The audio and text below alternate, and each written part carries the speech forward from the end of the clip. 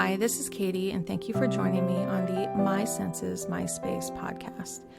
And today I wanted to talk about processing, as in processing how and why and what to do in your life, and how to step through the problems that you are trying to figure out. So first of all, some of us take a long time to kind of step through and figure out how to make a decision or to understand what is happening. And there are others of us who have very quick minds and it can come to us very quickly. There is no morally or exact or anything that is the right way to think through something. It is just how your brain works, and sometimes it takes longer and sometimes it takes shorter, even for all of us. But some of us can really understand things very quickly and we jump to the next thing. And some of us just take our time to really go through those. So thinking about time, but then also adding in, are you a visual learner? Do you learn through auditory means? Meaning, are you listening to things and does that help you more accurately understand the problem? Could it be that writing something down and processing it through journaling?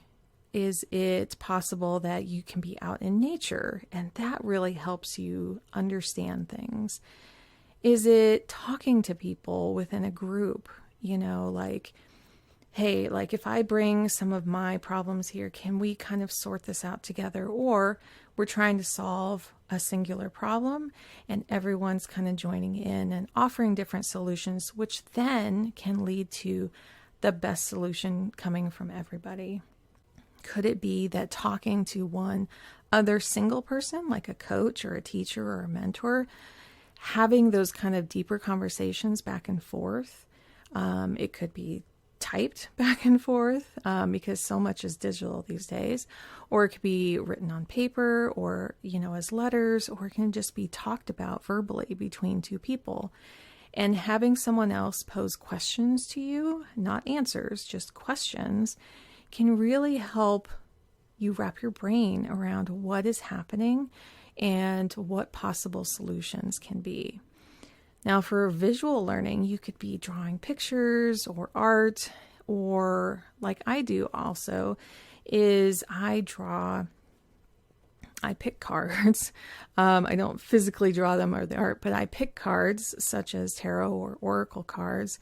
And I find that their visual stories on the front of them or their meanings can really open up new perspectives I couldn't even think of or understand unless I took this kind of new concept and applied it to the problem that I'm having and seeing it in a different light. So for example, maybe I'm having a really hard time with my health or something, and then I can pull a card and it says patience. Well, I can automatically go, oh, wait a minute.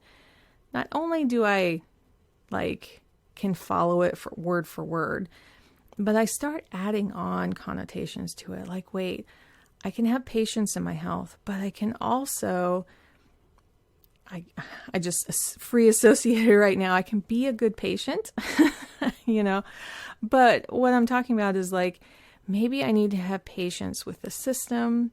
Maybe I need to have patience with my body. Maybe I need to have patience in how I'm preparing my food. So it can be a bunch of different things, but what I settle upon is what is most relevant to me. It's maybe it's the one about being really patient with how I'm preparing my food, because that is really directly related to the issues I'm having. It's all, for example.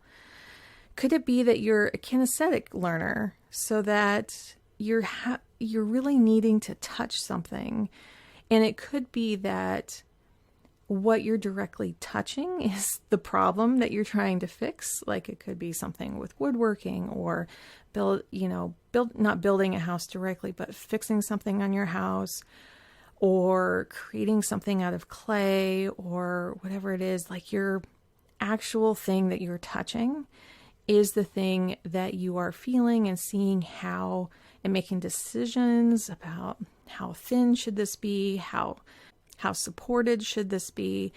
And then there's other times where the problem that you're thinking about is kind of all in your head. But if you're doing something like knitting or folding laundry or something tactile within your hands, that can help you think as well and sort your way through the problem. And could it also be that you need to be alone to sort through your own feelings about something, along with being in nature? Although nature you can be with a friend or you can be by yourself, sometimes we just need to take alone time and think about things by ourselves and have that space of not having other people's input. And that way we can make really good decisions for ourselves.